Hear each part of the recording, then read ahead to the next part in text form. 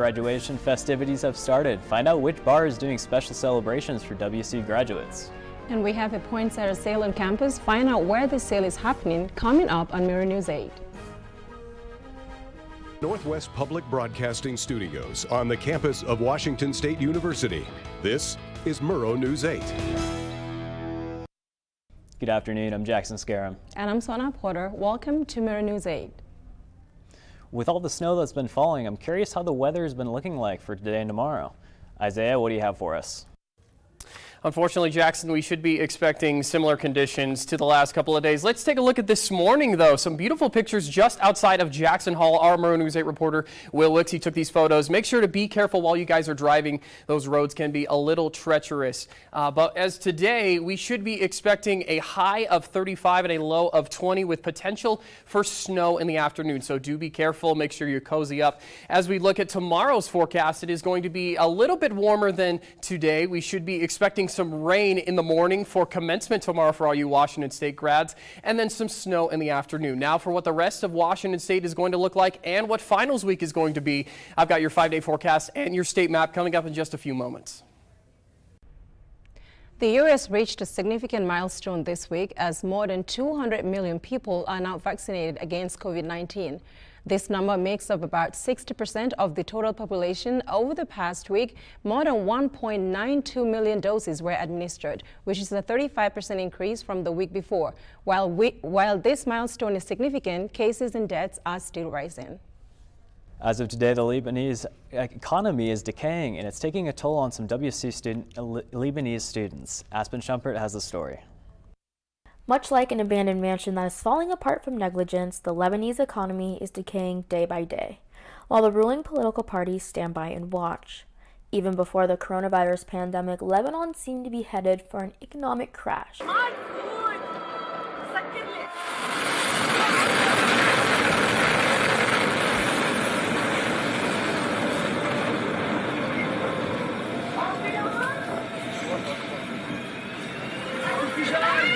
Then on October 14th, unprecedented wildfires swept through the country's western mountains.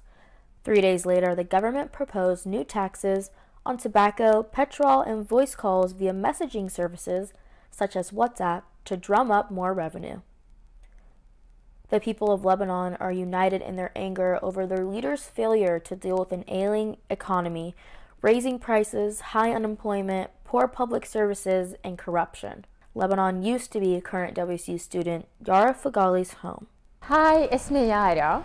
Hi, my name is Yara Fagali, and I just moved to the States like 6 months ago. Her family decided it would be in their best interest for them to leave their hometown and have Yara look for schooling somewhere else. The first thing that I thought about was to go to France or Europe, which is like near our country. Like the tradition is kind of the same. Her dad left first and landed in Tacoma, Washington. 6 months later, Yara met him there and began to think about what school was her best option. I was really sad. I never thought I would come to the States because it was really like far from our hometown and nothing's the same, neither the language, neither the tradition, everything is different. So I felt really bad, and at first I didn't want to, and then I figured out that it was for my best. When she first moved to Tacoma, she really loved it. It was near the water, close to downtown, and there was so much to keep her busy. No, my whole family didn't come with me. There's only me and my dad in the States. My mom and sister are still in Lebanon. They all hope to be reunited by next year. When looking for schools in the state of Washington, UW and WSU were the ones she considered. My dad said it was pretty competitive to apply to UW, so I didn't apply. And then I got accepted at WSU. Her first adjustment was leaving home and moving to Tacoma. And then, a few months later, moving to Pullman, a college town where students are excited to be back on campus during an ongoing pandemic. In Lebanon for COVID, it was depending on you. If you're afraid, you stay at home, but there wasn't strict rules for us. Like bars were open, malls were open, everything, until like the numbers of cases really got high. If you were out past curfew, you would get a fine. But Yara says it was not as strict as it was here in the United States. When she came to the States, restaurants, bars, and malls were all closed and there wasn't anybody on the street. It's hard for Yara to connect with her teachers. Some consider what she's going through, but some don't. In the classroom, it's really different because I don't speak the same language, and it's pretty hard to me to keep up with the teachers when they're talking fast and stuff. But now I'm getting used to it more and more. It's really frustrating, but it's something that comes with moving to another country. FaceTiming her family and just talking to someone who just understands is what's getting her through it. It's hard to be so far. Every one of us hope we will meet us up as soon as possible. And I wish, my Christmas gift will be to spend Christmas time with you. حياتي toi. Here, I never lost contact with my friends in Lebanon, and since everybody with me, like, we all moved abroad, so we just understand ourselves. Reporting in Pullman, I'm Aspen Shumpert with Murrow News 8. The Cook will be participating in some graduation festivities for the first in-person commencement in 2 years. This Saturday, graduates can receive complimentary mimosas and donuts from the Cook if you show up with a cap and gown. And Merry Grinch Mass kicks off today at 3:30 a.m. at 3:30 p.m. at the Pine Street Plaza. Garin and Farwood are giving out ornaments to the first 25 fall 2021 graduates that claim them. Congratulations to all of our Murrow News 8 graduates. Our graduates from the fall semester of 2021 are Will Wixey, Cameron Baber, and Isaiah Sharp. We are so happy for our grads, and we can't wait to see the impact that they will have on the world. The Christmas season is here, and one way to get in the Christmas spirit is by decking the halls with poinsettias. Today is the last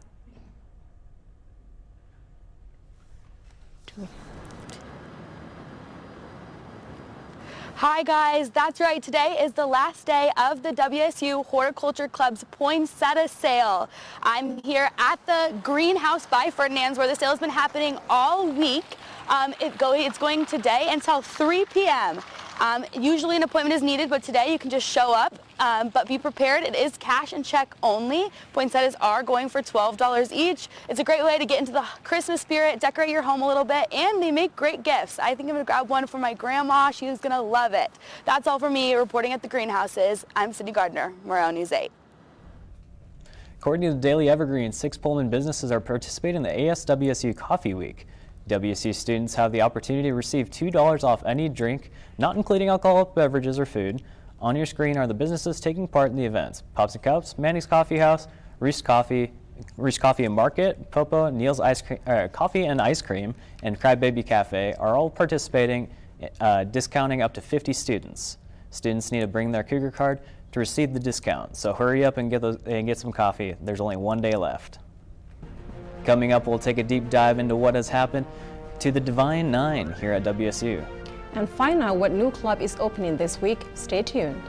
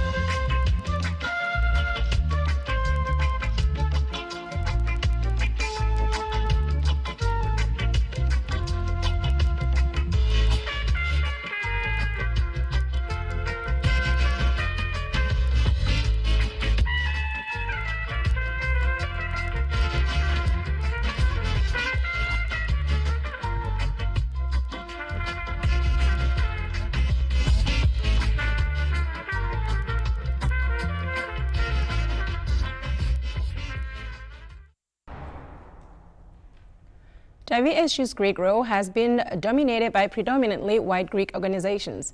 There was a time when black chapters, a part of what is known as the Divine Nine, were here at Wazoo. Murrow News 8 reporter Jakolby Wright took a deep dive into the issue.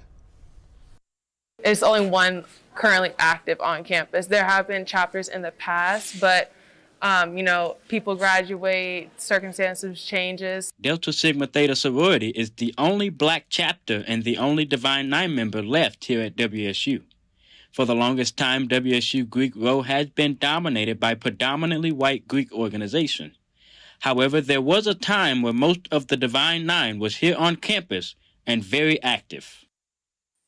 There was just about everybody. So as far as the fraternity side, Alphas were on the campus, Sigmas were on the campus, Kappas, Qs, and eventually even Iotas. As far as the sororities, there were Deltas, there were AKAs, there were Zetas, and there were Sigma Gamma Rho. So yeah, just about all the Divine Nine was on campus. Boston says that when he was in school, all the black chapters participated in all kinds of activities here at Wazoo, including step shows, volunteer activities, and other big gatherings. But in 2008, Boston's last year at WSU, he started to notice a change. Yeah, so I think majority of people were there, but the numbers were definitely doing it. They were starting to get smaller and smaller by the time I left. The biggest question is, why did most of the black Greek organizations go extinct on campus? Multicultural Student Center staff member Charles Ross says it's all about interest and sustainability. But it's comes down to interest, and then are they going to be sustainable? It's hard to have organizations where you only have one active member in the club, and it's what happens when that member graduates? I've been in conversations with the fraternity about all across the West Coast. People are having harder and harder times getting members into the organization. I'm speaking specifically of Omega Psi Phi. Now, it is disappointing that there is only one black chapter here at WSU. But if all of the Divine Nine were here at Wazoo, would there really be any interest in students joining them? This is a question that I asked several students during my investigation of this issue. I think I would. I'm actually an athlete, so right now I wouldn't because I'm committed to my sports, but I think I would because it is a predominantly white school. I would because honestly joining a black fraternity would be pretty fun. My uncle, he did one when he went to HBCU. If there's a black fraternity on campus, I would definitely join it because first off, it's a way to meet people of color and get to know more people. Now, there are a lot of benefits to being a part of a Greek organization in the Divine Nine. Delta Sigma Theta member Kyla Marks says that being in her sorority has helped her a lot. I would say just being able to connect to people. They kind of understand what it's like to be a member of the sorority and balance school and everything like that. So I often turn to people for advice, especially because they know they've been through it. So just to kind of get a little more guidance, but it's been really great so far. Ice, baby! Too cold! Ice, baby! While there are still questions left to be answered about why most of WSU's black chapters have been inactive, the biggest thing is, at some point, students and staff members of color would like to see some of those organizations back on campus. With Murrow News 8, I'm Jakolby Wright. Scholarships are now opened for the 2022 to 2023 academic year. WSUAA is offering $250,000 in scholarships to all WSU students on all campuses. To apply for a scholarship, you need to complete the general scholarship application and then fill out the WSUAA Scholarship Supplemental Application. Applications close January 31st of 2022. For more information, go to alumni.wsu.edu/scholarships.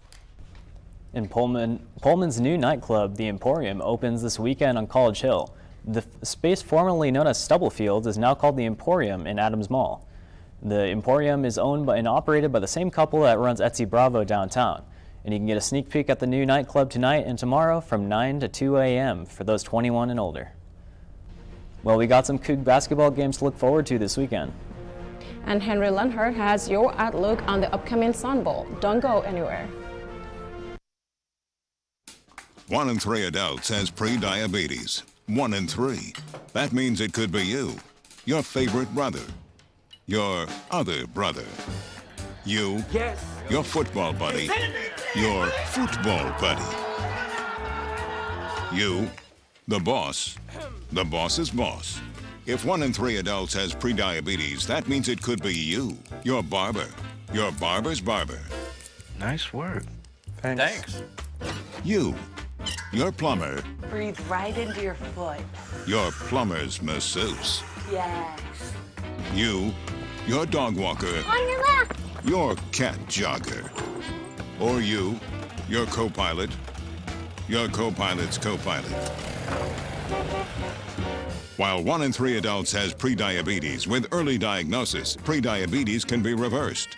Take the risk test at doihaveprediabetes.org to know where you stand. Hello, I'm Henry Lenhart with your sports coverage for the last time this semester, so let's get into it. WSU men's basketball is back in action this weekend. The Cougs are coming off a dominant 34-point win against Weber State. This Saturday, the Cougs will take on South Dakota State up in Spokane at a neutral site game. This is the first ever matchup in both schools' history. The game starts at noon as the Cougs look to improve to 8-2 on the season. WSU women's basketball is also back in action this weekend at home. They are coming off their first win against Gonzaga in Spokane since 2014. In hopes of keeping that momentum this Sunday, the 7-1 Cougs will play host to the struggling 2-5 Boise State Broncos in their first matchup since 2019.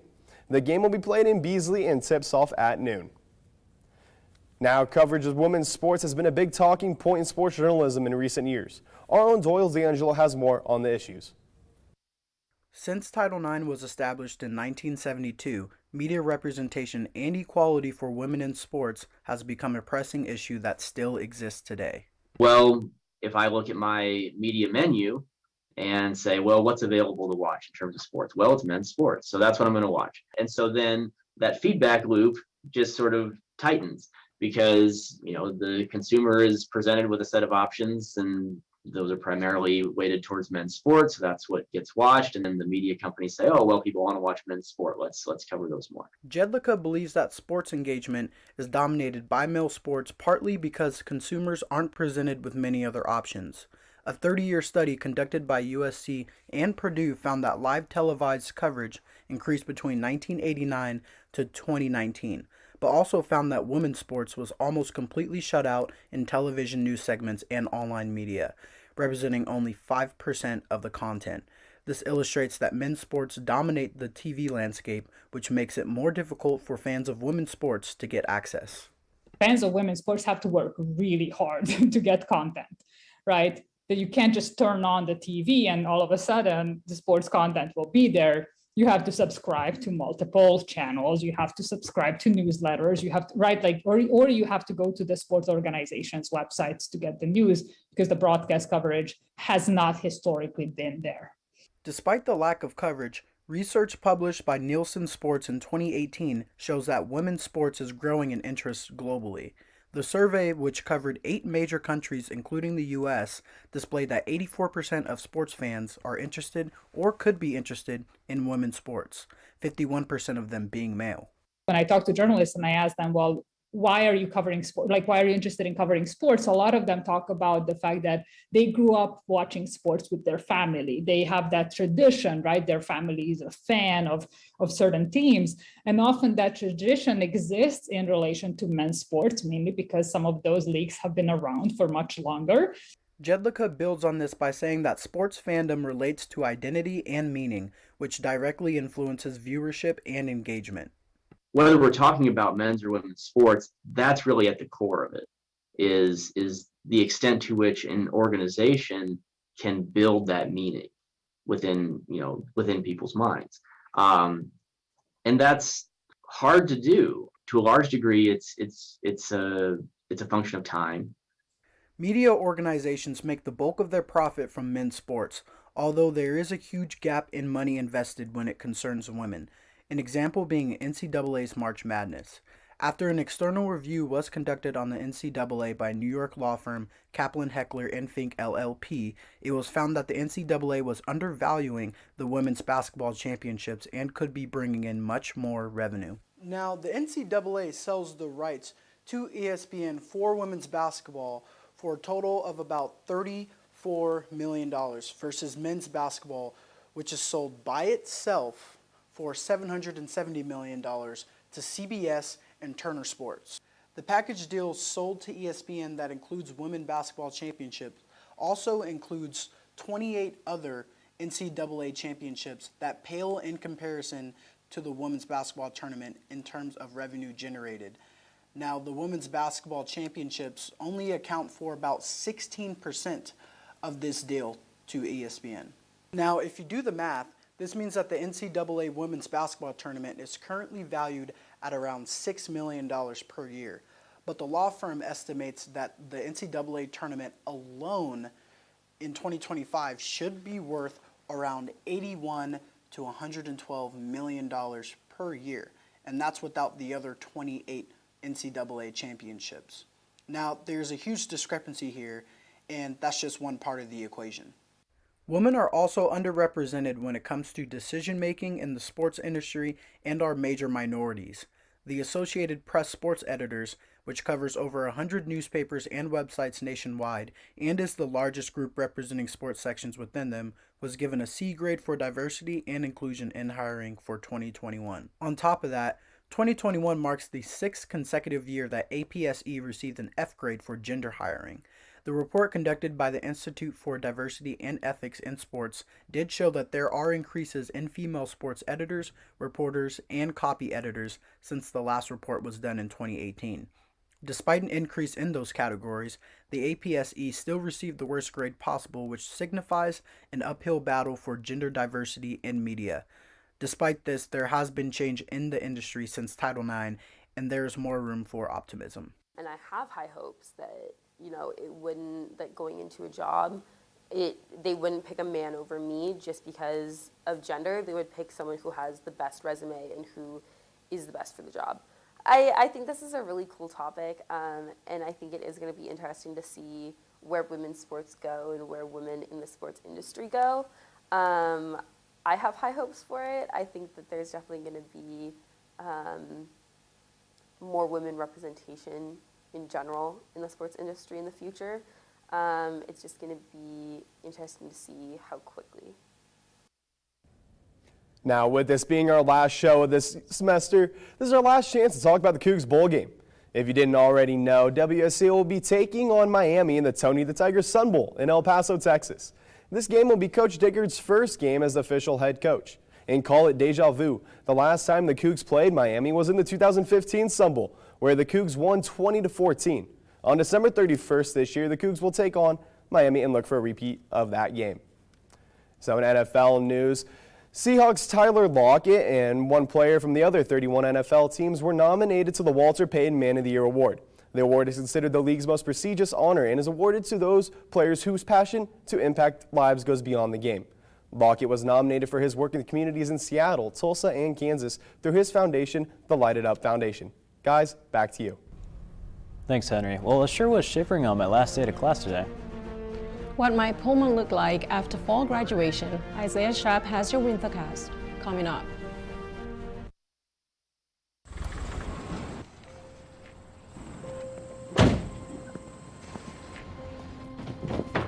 Dad, they took over my bedroom. Come on, come on. Okay, Dad. 1, 2, 3.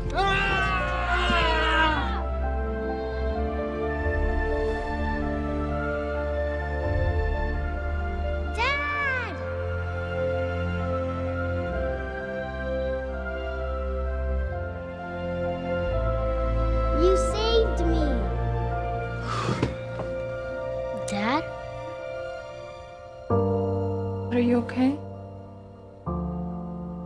I'm fine, dear.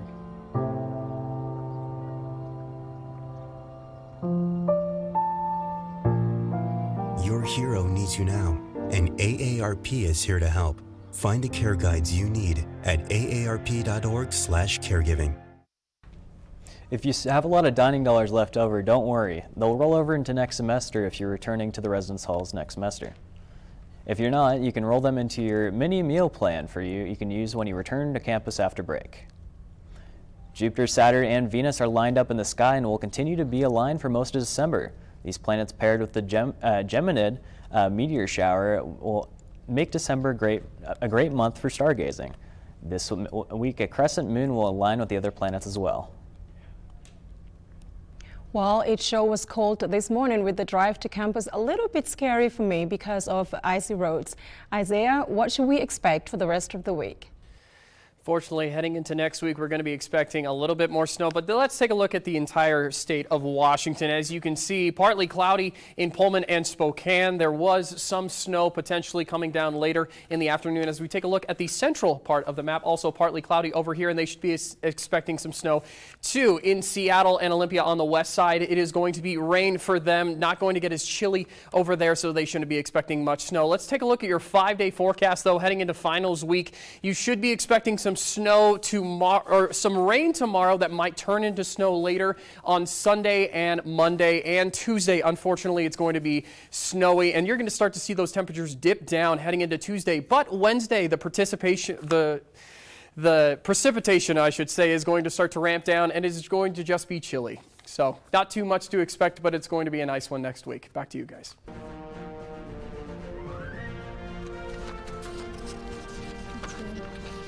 Coming up, we got the collection of Friday funnies to send us a Wright. Stick around to check our crew's blooper reel next.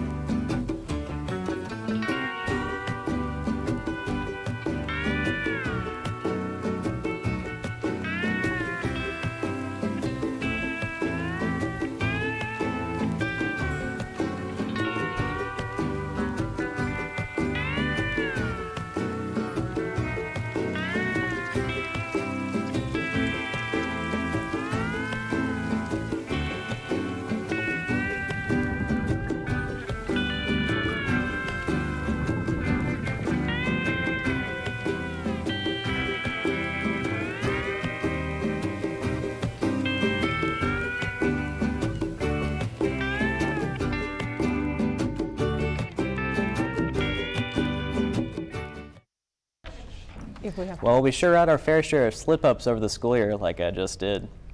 Now it's time to soak it all in with our blooper reel. Let's roll it. Seems like we're having some technical difficulties there.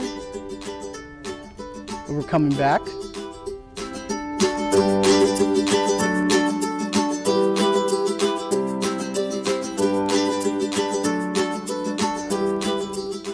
Chamber of Commerce and Visitor Center is hosting the inaugural Mocktober Test celebration. I spoke with police. I spoke with Pullman PD, fire. Just make sure you're wearing clothes that'll keep your hair nice and straight. All right, let's look at today's weathercast, excuse me. And are getting, excuse me. That's all for today. Oh, sorry. Moving into tomorrow's newscast, weathercast. Why do I keep saying newscast? So if you want to come check this place out, please do. And yeah, I mean.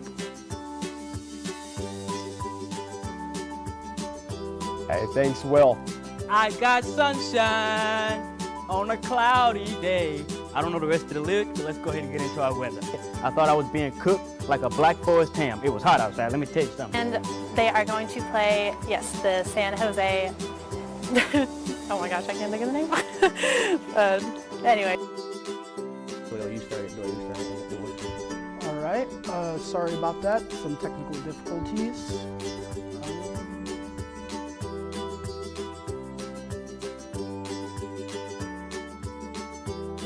We'd like to congratulate our Murrow grads who graduate tomorrow, and a huge thank to our awesome crowd. And man, I am gonna miss you guys. Like it's been a great time, great experience, especially Matt. You've been an amazing professor helping us out and really leading us on our way. Shout out the production staff. Couldn't have done any of this without any of them. Yeah, seriously, we couldn't. Yeah, seriously. And from all of us at Murrow News 8, happy holidays.